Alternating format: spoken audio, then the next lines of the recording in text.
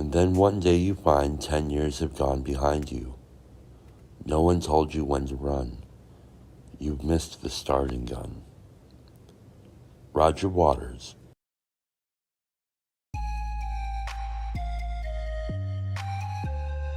This episode is brought to you by Tinkerbell. We all know Tinkerbell has been the source of all our finest entertainment and therapeutic needs for nearly a century, bringing us the loveliest of experiences we long for and need. Maximize the most meaningful of experiences. Visit Tinkerbell today and enter promo code Wendy to receive 50% off the latest upgrade. And remember, think of all the happy thoughts. Anyone will do. Welcome to Wendy's Corner. I'm your host, Wendy. In this little corner, we explore ideas, events, and people we've found most impactful and interesting over the course of our history. And in a world where we find so much meaning, we want to hone in on when and where that is located. Today we're going to be exploring a figure who is in similar company of the likes of Thomas Edison, Howard Hughes, Steve Jobs, and some might even say the Messiah, or even Merlin. Ever since the events that have riddled our minds and the minds of science, leaving many of us locked in a type of stasis or time capsule, if you will, a boy or man, if you like, has provided us with many ways to cope with this ineffable event. Peter Pan, a boy born to parents Barry and Sylvia Pan. He was born August 4th, 2001.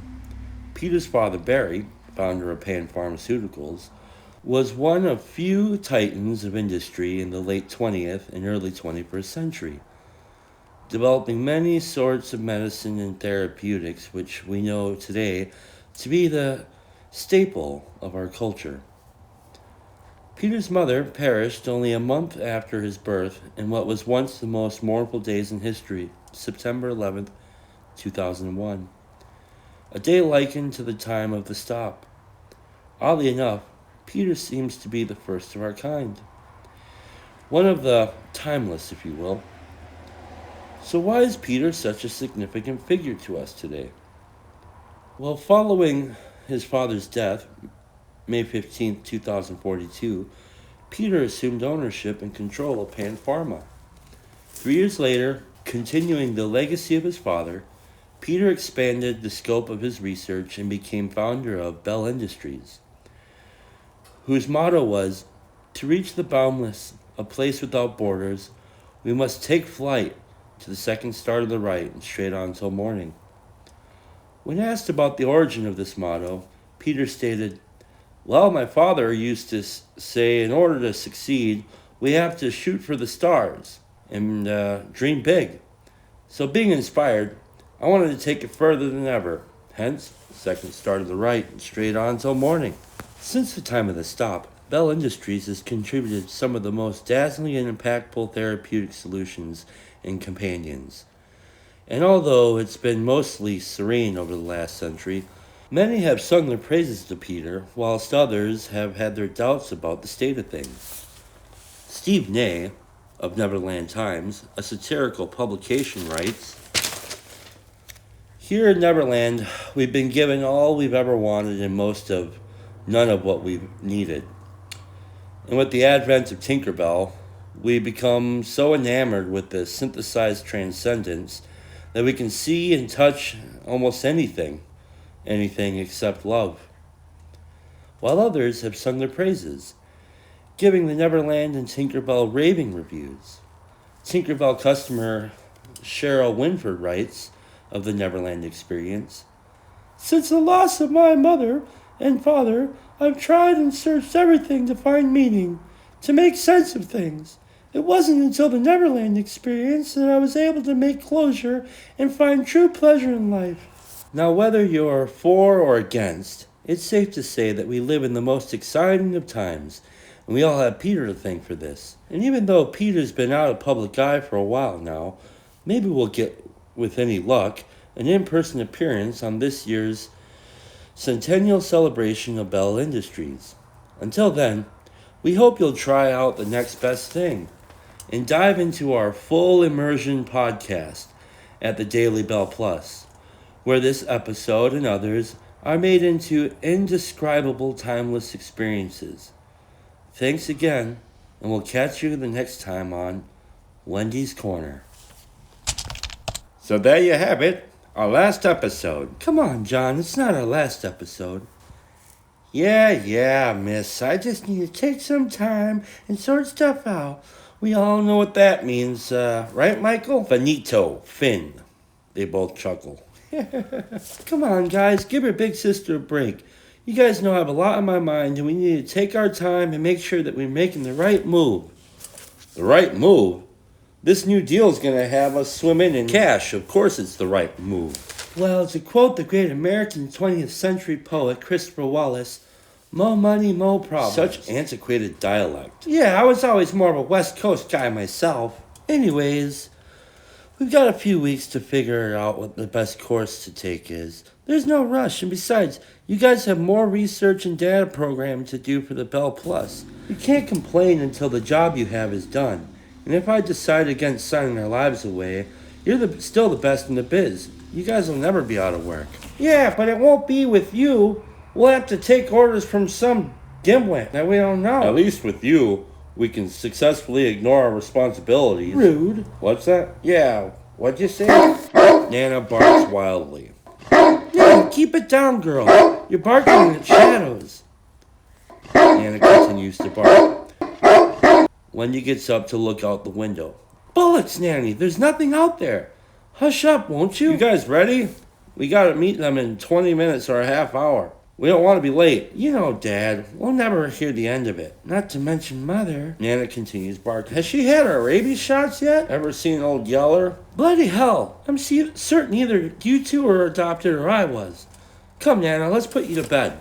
We taking my car? Well, I was hoping we'd walk. It's a good evening for it. At least before the snow flies. Fine. Got any cheese with that wine? But it's so dark out. I'm scared. They all laugh. The door closes. Footsteps. Now, you guys, I'd appreciate it if you keep our renegotiations with Bell Plus between us. I'm not for listening to Mom and Dad drone on about opportunities and sunk costs and other such dribble. You mean like the one time he went on and on about cleaning your room and responsibilities? Hey, I'd rather like that talk.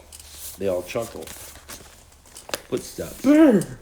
It's a bit brisk. Told you we should have. Help! Help! Bloody hell. The kid's getting mugged. Help! Get off him! Leave him alone! Running sound. Wendy yells, Michael, wait! Shit!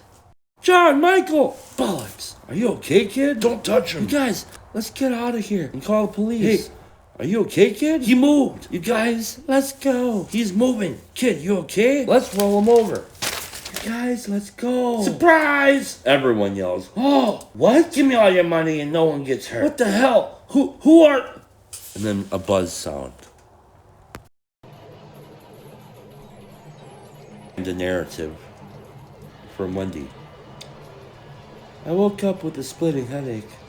I remember being completely disoriented and confused. The place was huge. At first I thought I might have been dreaming or in some sort of an afterlife. There were all these electronic noises and flashing lights. I got up to walk around and I could smell popcorn and dusty electronics. As I started to come to, I recognized an ancient symbol. Pac-Man? What in the heavens? As I began to walk around, it dawned on me that I was in what I once read about, an arcade. I woke up in an ancient arcade. It was a cacophony of noise and chaos. I felt like it went on forever.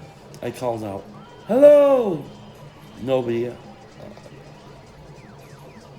answered. I called out, "Michael! John!" Still no one answered. I approached in an archway into a huge lounge. It was low lit and fancy couches placed all over. "Hello," I said with confusion, and nobody answered. Across the room, I could see a figure slumped in one of the couches. Smoke hung around his head and uh, hung around the light above, like a suspicious fog. "Hello?" I said as I approached. "Michael? John?" As I got closer, I could see it was a boy, or a small man, sunk into the couch. He was smoking a cigar. He was wearing what I recognized to be an old pair of headphones. His eyes were closed. There was a somber smile on his face. He looked so familiar yet so unknown. "Peter?" I said incredulously. His eyes opened with a contented ease. Had he been crying, I thought? I'm standing there, stunned, thinking, bloody hell, this is Peter Pan. And he's wrinkled. A wrinkled Peter Pan? Teary-eyed and smoking a cigar in this old lounge? I must be dreaming. Then he pulled off his headphones. "You ever hear of Counting Crows?" "What?" "Have you ever heard of Counting Crows?" "What?" "American band, post-grunge 1990s? Counting... Yes, I know Counting Crows. What the... You ever really listen to them, though? I mean, like, really. I can never listen to around here without, and walk away with dry eyes. You know what I mean?" "What are you talking about? Where am I?" This first line, it's brilliant. He says, "Step out the front door like a ghost into the fog, where no one notices the contrast of white on white." What does he mean? I, I don't, I don't know. Then he says, "And between the moon and you, the angels get a better view of the crumbling difference between wrong and right." This guy, I mean, are you kidding me? It's tragic, I tell you. "Peter, what am I doing here? Where am I?" But this line, now this line is the most brilliant part. He says, "I walk in the air between the rain, through myself and back again, where, I don't know." Peter, what's happening? This guy, I mean, he's untouchable. He's untouchable. I mean, he can't stand it. Not even the angels will stop him from himself. They just sit there and watch. He writes this opus about meaningless, and he's saturated in meaning. Peter? It's tragic, I tell you, to build a meaningless world where everyone sings along and not even know why. Wendy, I brought you here to tell you a story. We're out there bragging like it's all right, yet we're ignoring the voice screaming on the inside that says nothing's right. I remember when this was all fun. We need to make it fun again, and I need your help.